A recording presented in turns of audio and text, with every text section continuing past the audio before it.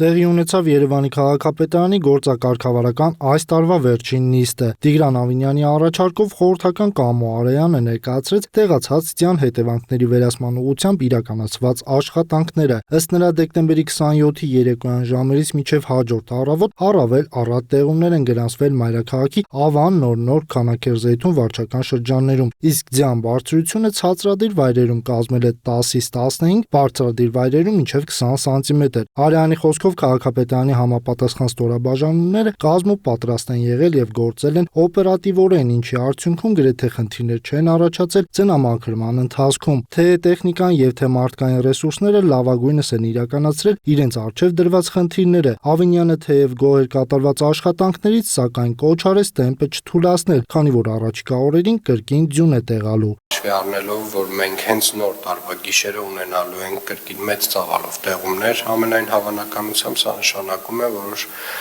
դեռևս հանգստի ժամանակ չունենք այս առումով եւ մեր տեխնիկան եւ մեր հերթապահները պետք է պատրաստ լինեն, որպեսզի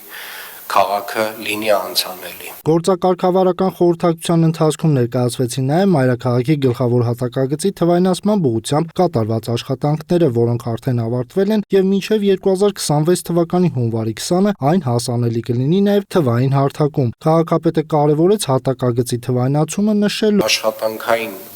հիմք են մեր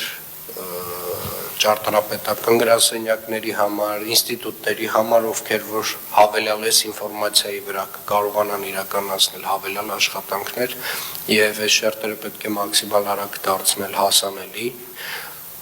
բոլոր այն շերտերը, որոնք որ դրամաբանական են, որ հանրայնացվեն։ Կենցաղային թափոնների վերամշակման գործարանի կառուցման նախագծային փաթեթը նույնպես պատրաստ է, իսկ մրցույթը կանցկացվի 2 փուլով մինչև եկող տարվա մարտի 27-ը։ Այս մասին եւս զեկուցվեց քաղաքապետին։ Վերջինս հավելեց, որ գործարանի կառուցման համար հետաքրքրությունը շատ մեծ է տարբեր կազմակերպությունների կողմից, անգամ արտերկրից։ Նիստին անդրադարձ կատարվեց մայրաքաղաքի արտաքին լուսավորությանն ու իրականացված աշխատանքներին, նաեւ 2025 թվականին տեղադրված 200 ցուցանակներին։ Ամփոփելով 2025 թվականի վերջին գործակարգավարական խորհրդակցությունը, Տիգրան Ավինյանը գոհունակություն հայտնեց եւ վստահեցրեց, որ 2026 թվականին նույնպես բարեփոխումները շարունակվելու են։